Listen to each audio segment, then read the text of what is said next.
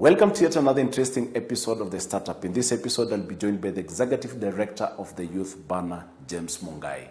This organization helps young entrepreneurs to excel in whatever they are doing. Then later on, we'll discuss some of the challenges that are affecting youths in business. The Youth Banner, what exactly do you guys do at the Youth Banner? At the Youth Banner, we convert that hopeless young man, young lady, into a successful entrepreneur through the various interventions that we have within our programs. Basically, what we have is entrepreneurship training, that through the entrepreneurship training, it has so many components in it, including mentorship and coaching, business support services, digital literacy, financial linkages and market opportunities, among many others. So when somebody comes and joins our program, then that's where the journey starts. It's a program that runs for 6 months, and it's a hand-holding experience. Wow. Yeah. Now, James, according to the recent statistics done by the Kenya National Bureau of Statistics, it indicates that, or the survey outlines that 30% of businesses survive past their third year. What is your take on that? It's true, the statistics are real, that only 30% survive beyond the 3 years of formation. And from our interaction with entrepreneurs in the field that we work in, it is what most youth entrepreneurs are lacking. It's access to affordable finance, lack of mentorship and coaching, and more so, lack of business support services, which are very key, because these are the tools that help support your business, know the weaknesses, know the strength, help you to realize your opportunities and your threats. And when you look at the Kenyan demographic of the youth, did you know that 35% of the population is comprised of 15 to 34 years, which happens to be the fertile age of working. But you find out of the 35%, which now translates to about 15.7 million, 67% of them are unemployed, which is about 10.7 million that are unemployed. And through this program of ours, we say that unemployment is surmountable. What we are trying to do is we give those business support services. We provide mentorship by pairing them to people who have made it in business, people who have made it in their careers, so that they can also have what you call a leaning, they have somewhere they can lean on when they need that support. You know, sometimes when you are running a business, there are times you come and feel like, I want to give up. But because of pairing you with our mentors, they will not only give you the support you need to run your business, but they also give you like guidance and counseling and life skills. How do you handle such situations? Then when it comes to entrepreneurship, you are exposed to so many components of business management. Talk of customer care management, branding and marketing, financial management, such. What can you say youths are lacking at the moment in the country? I think I'll have to say the government is trying in terms of addressing the issue about youth and employment. But the efforts are not well coordinated, if I was to be asked, because the government is assuming that it can run this show on its own, like they can solve the issue of youth and employment alone. Talk of the affirmative funds, the National Youth Service initiatives. Those are just I would call like out of the intervention, they are addressing about 5 to 10% of the problem.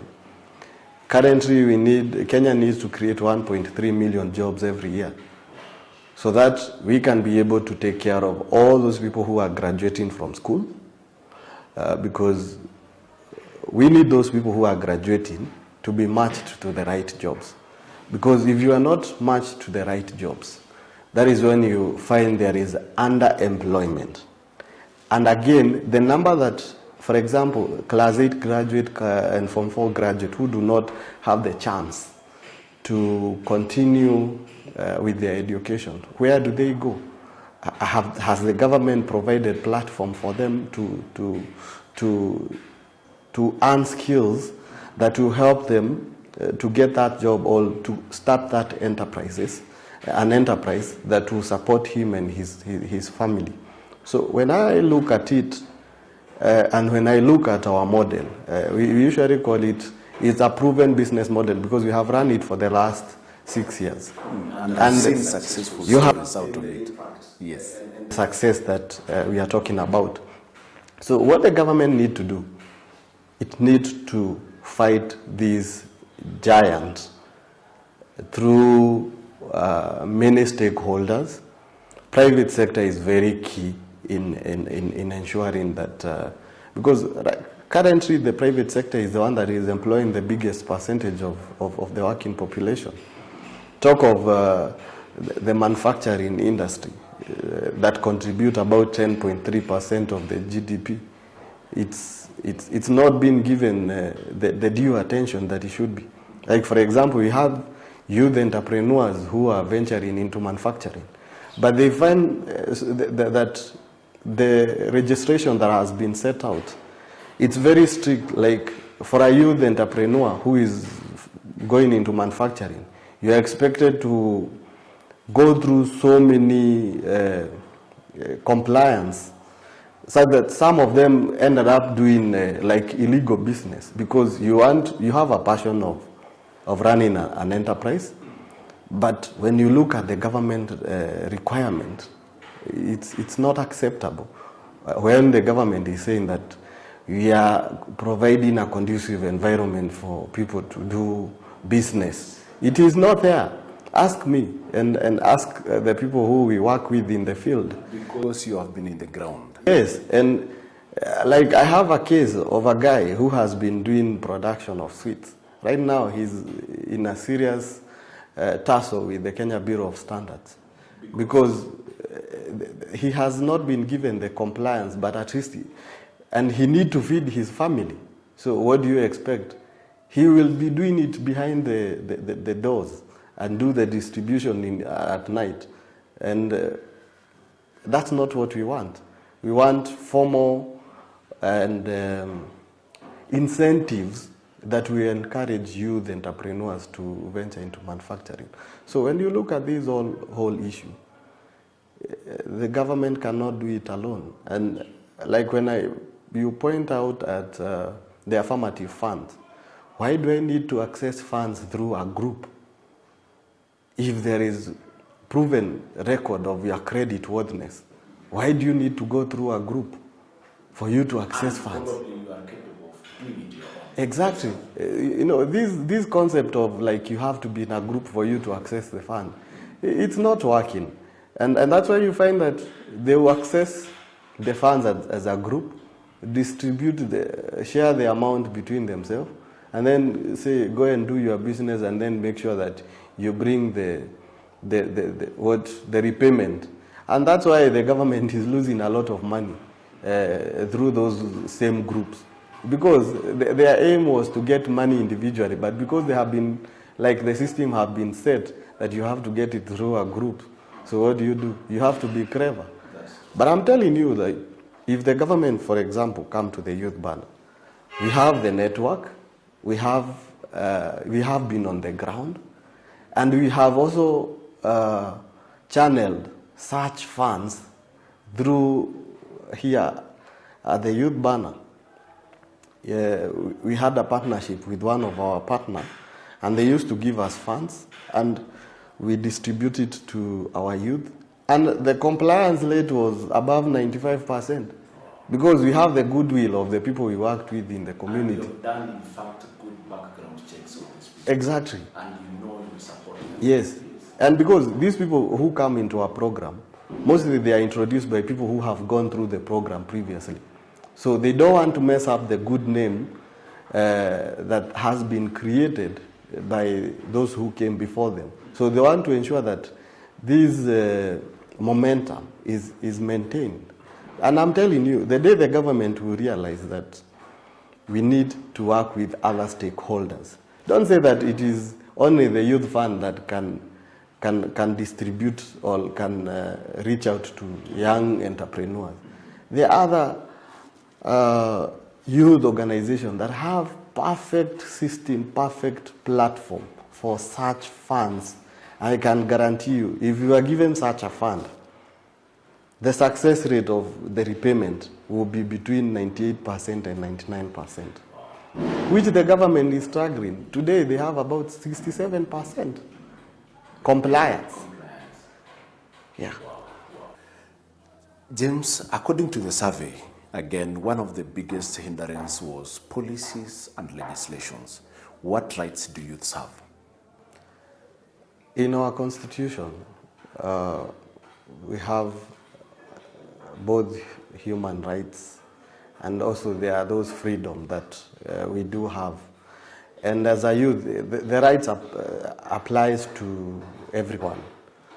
But if you would ask me, the government has not provided a very good conducive environment for young people to conduct their businesses.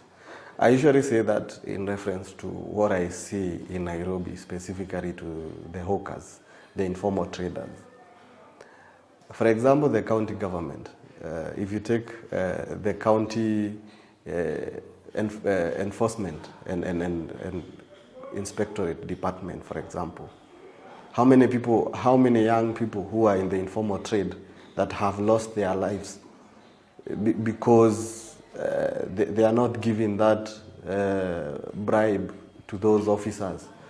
They ended up being tortured. Why do they need to be tortured? They have right to life. They have right to a conducive environment for doing business. But you find actually when I compare when the Nairobi was under the city council and when it is under the county government, the hawkers have suffered more under the county government. And it is a cartel that is there. And it's killing young entrepreneurs who are feeding their people. If like today we had markets within the CBD, they will not be killed because they will be having that working space that is conducive, that is secure, and also the health issues have been looked into in those marketplaces. Look at the boda boda industry, for example.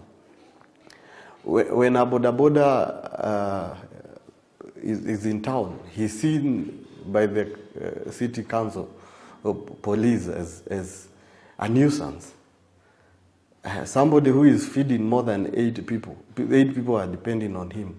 And again, they are there in the city because they are solving a challenge that ought to be solved by the government and the county government. The issue about congestion in the city. What the government should do is look at it like, okay, these are the people who are trying to help us address a challenge. We don't need to fight them, we need to work with them. Like, it is called informal. Formalize it. And even the government will benefit in terms of levy collection, because they will be having designated places where they are stationed. And then they shall be managed like the way you see matatus are being managed. They operate from a route. And from there, you gain as a government because you are getting taxes in terms of parking fees. You are providing a conducive environment for them. And then at the same time, we will also talk to them and ensure that they are complying with all the regulation. But don't put those regulations that are there to kill the industry.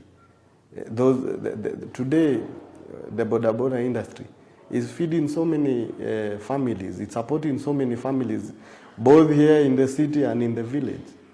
So that's an avenue that the youth have seen is creating unemployment, and what the government can do is, the best thing it can do is to create that conducive environment. If you look at our mission, we say that we create an enabling environment for youth to earn sustainable income. And those are the things that we want to advocate for, so that all those people, young people who are in enterprise development or who are in entrepreneurship, they have that good environment for doing business, and also we will see there will be an increase in terms of revenue collected from them by the government. So it's a win-win situation. The government invests in you, and you invest in government in terms of taxation. Now, as you're parting shot, James, you've really worked with a lot of youths. I've seen personally the successful stories. What advice can you give probably to the youths who are watching the show right now, and probably other stakeholders outside there? What I will urge the youth is, we need to create a movement that is issue-based. For the government to listen to us, we have to have a movement. I'll point out a few of the informal traders, as they call them, the hawkers, the boda boda operators. How many boda boda operators are in Kenya? More than 100,000. How many hawkers do we have in Kenya? We are talking of million plus. If we would be able to bring these people together, and then we have one voice, the government will automatically listen to us. And for the youth who is out there and you are lacking the skills, or you don't know what to do with your life, you need to come to us, and we shall direct you, and we shall help you to ignite the entrepreneurship spirit within you. Some of them, they don't know that they are entrepreneurs. You visited one of our beneficiaries, Mukuhe. Mukuhe didn't know that she was an entrepreneur until she came to the program, and then she started having like, oh, I think I can do business. Yes. And when she went into the business, it has now become her everything.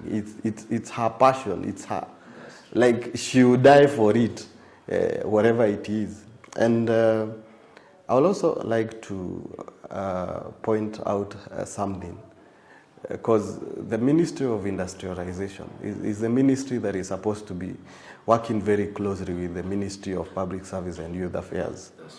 Because why are the youth entrepreneurs who are venturing into manufacturing are finding it hard to access to those services?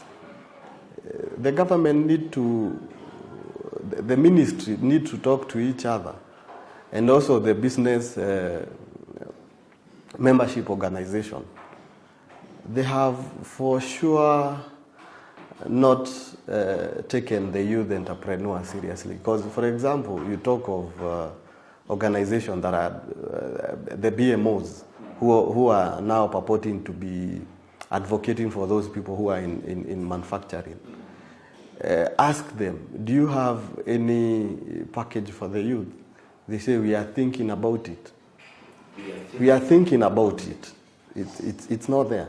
Because I would look at it if other people who are other businesses or businessmen that are in manufacturing are paying like 100,000 for a year as membership for the purposes of advocacy and other services that you find in those BMOs.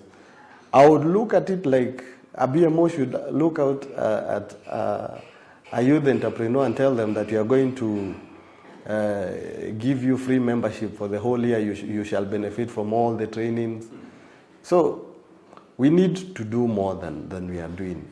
And as the youth banner, we can do up to a certain extent, because we cannot be everywhere. We have a mandate. Our mandate is to turn those unemployed, those who are hopelessness, successful entrepreneurs. And I believe that there are people who are there, outside there, who are business corporates, individuals, philanthropists, the government, and the county government who are watching this program. And I will tell them that we need to work together, partner in this, and I can guarantee the success that will come out of this collaboration. It's awesome. Wow. Amazing. Powerful. And impactful. Kabisa. Because as you get the introduction of our programs, they say they are innovative and impactful. When we say that, it's not just saying, it's the real thing. And that can be attested by the success stories. Yeah. Thank you so much, James. In fact, for your wise words, I can even just boil it down to, if you want to move very fast, walk alone. But if you want to go very fast, walk in a group. We need to do more for our youth. Until next week, God bless.